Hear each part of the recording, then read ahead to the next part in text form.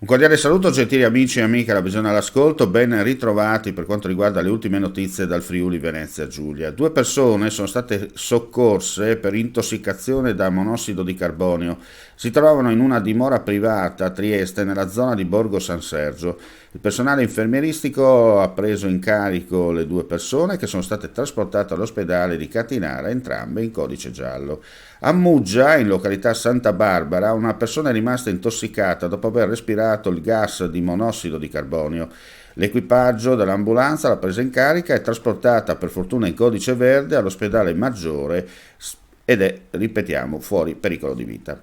Due persone invece sono state soccorse per le ferite che hanno riportato a seguito di un incidente che si è verificato in via dell'Istria a Trieste.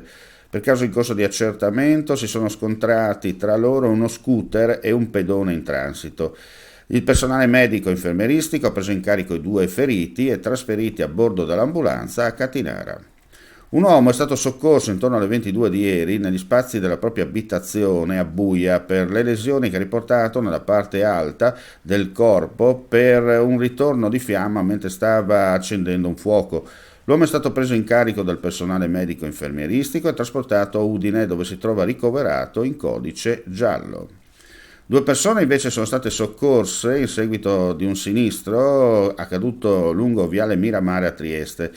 Per caso in corso di accertamento da parte dei carabinieri sul posto insieme ai vigili del fuoco, la vettura sulla quale viaggiavano si è incendiata al momento dell'impatto. Il personale sanitario ha preso in carico le due persone che sono state trasportate in codice verde all'ospedale Maggiore. Non risultano altri mezzi coinvolti. Chiudiamo qui questa edizione flash, ulteriori news come sempre sul nostro sito friulitv.net. Grazie per la visione all'ascolto e non resta che augurare a tutti voi un buon proseguimento di giornata.